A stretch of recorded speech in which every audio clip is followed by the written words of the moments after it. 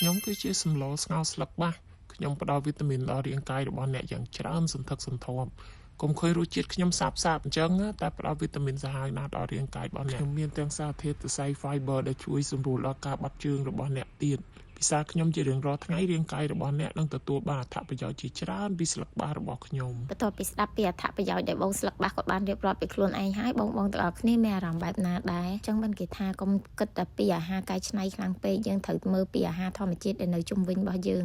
ស្លឹកបាសដាំទៅតាមលបងក៏ដុះដែរបងនិយាយពីថាស្រួលដុះស្រួលដាំណាស់មានដីតែបន្តិចយើងដាំនៅគៀនផ្ទះទៅដើម្បីវាដុះឡើងទៅបេះស្លយកទៅណាមកអស់ដោយស្លឹកបាសខ្ញុំថ្ងៃហ្នឹងអញ្ចឹងបេះតែគៀនផ្ទះឲ្យបងតែមិនខ្ញុំដាំឯអ្នកចិត្តខាងក៏អ្នកដាំអញ្ចឹងស្ងោរសាច់ជ្រូកច្រាំស្លឹកបាសជា favorite របស់ខ្ញុំចូលចិត្តខ្លាំងណាស់ជាពិសេសជាងគេស្លាច់ជ្រូករបស់យើងហ្នឹងយកមកលាយជាមួយស្លឹកខ្ទឹមហើយនឹងម្រេចបងតែខ្ញុំអត់សូវដាក់ច្រើនម៉ានេះដោយសារកូនខ្ញុំអត់ចេះ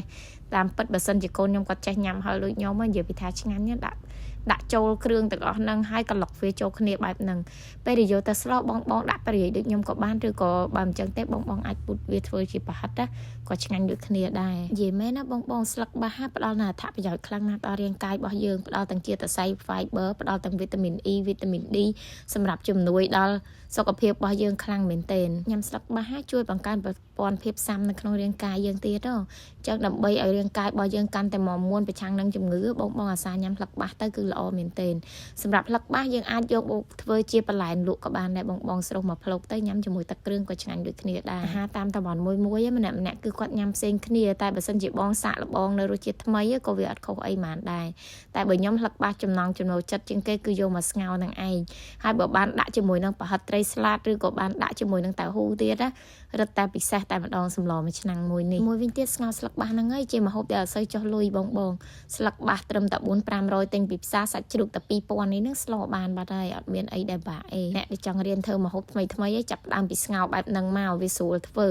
ហើយការផ្សំរសជាតិអំបិលប៊ីចេងស្ករទឹកត្រីអីហ្នឹងក៏រឹតតែស្រួលដែរដាក់តែល្មមទៅរសជាតិរៀងសាបតិចញ៉ាំជំនួយដល់រាងកាយហើយបើវិធីធ្វើវិញរឹតតែស្រួលទៀតបងអញ្ចឹងហើយកុំភ្លេចសាកស្ងោរស្លឹកបាសទាំងអស់គ្នាណាជំនួយដល់រាងកាយជំនួយដល់សុខភាពបងប្អូនទាំងអស់គ្នាអស់ថវិកាតិចទៀតហើយយើងក៏ទទួលបានរសជាតិឆ្ងាញ់ពីសម្លមួយមុខនេះដែរញ៉ាំជាមួយនឹងពងទាចំហុយឬក៏ពងទាចៀនស្អំបងរឹតតែពិសេសសម្លមួយមុខនេះញ៉ាំមួយអីក៏ត្រូវដែរហើយញ៉ាំមួយបាយដូចខ្ញុំវិញរសជាតិរឹតតែពិសេស